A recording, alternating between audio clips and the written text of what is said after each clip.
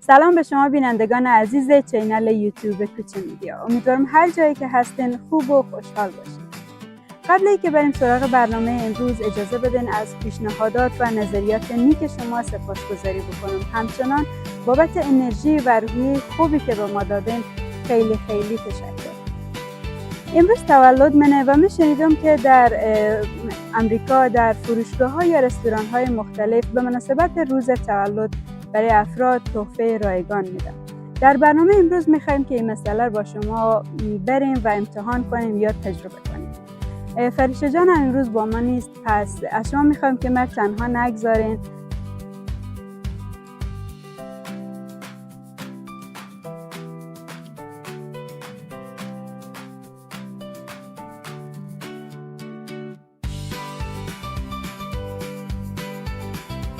خواستیم که از رستوران دنیز شروع بکنیم تا ببینیم چه غذا یا صبحانه‌ای به عنوان تحفه روز تولد به ما میدن. با ما همراه باشید.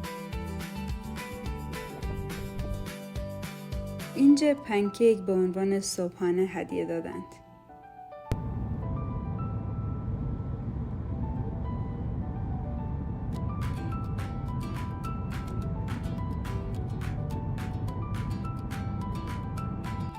دومین جایی که آمدیم فروشگاه سفورا هست، جایی که لوازم آرایشی و بهداشتی میفروشن و ببینیم که از اینجا چی میتونیم بگیریم. با ما همراه باشیم.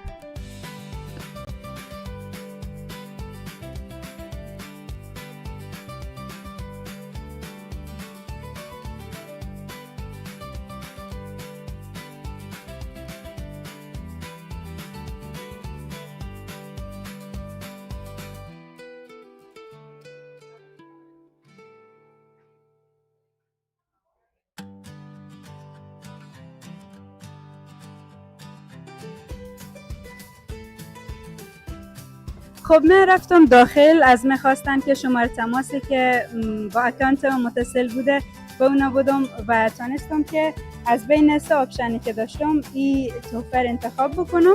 یک رژ لب هست با یک اسپری صورت. حالا با هم میریم پنیرا برد، یکی از کافی شاپ های مشهوره و گفتن که اونجا هم هدیه رایگان به مناسبت روز تولد میدن. بریم ببینیم چی میشه.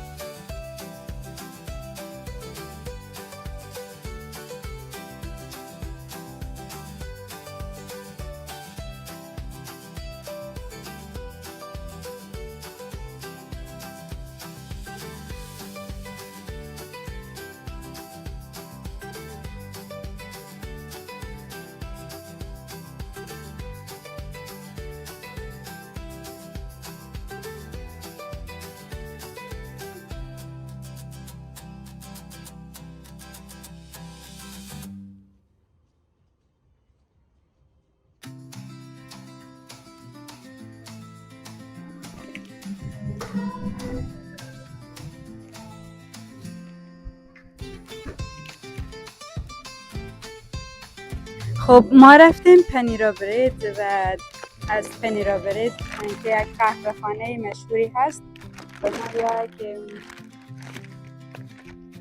یک کیک خیلی خوری دادن. بریم ببینیم دیگه کجاها میتونیم بریم و چه چیزای تحفه دریافت میکنیم.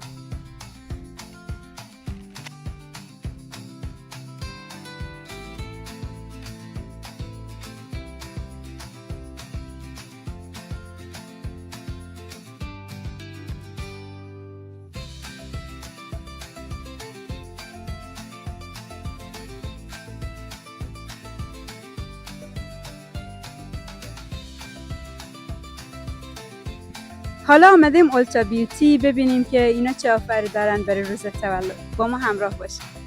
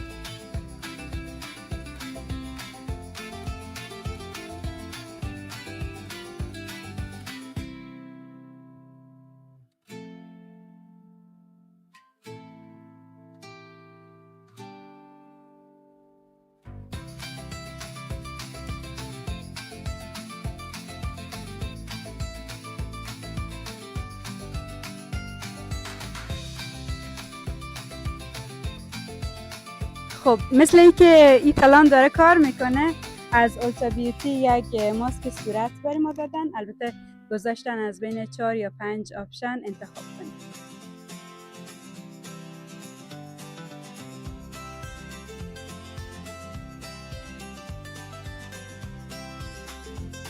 خب حالا آمدیم به شیرینی سرای معروفی در آمریکا به نام Nothing Bundt Cake که اینا هم در وبسایت خود گفته بودن که به مناسبت تولد کیک یا شیرینی رایگان میدن. بریم ببینیم چی میشه.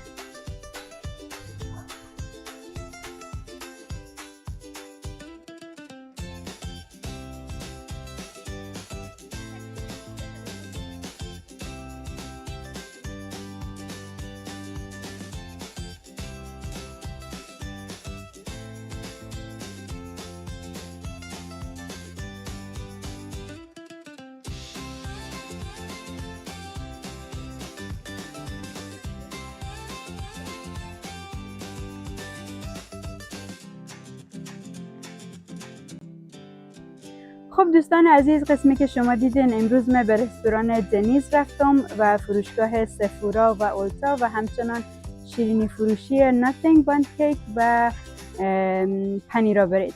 از اونجا تحفه های کوچکی برمی دادن و سفر خیلی خوبی بود، تجربه خیلی خوبی بود، مخصوصا اگر مثل من آدم کمروتری هستین.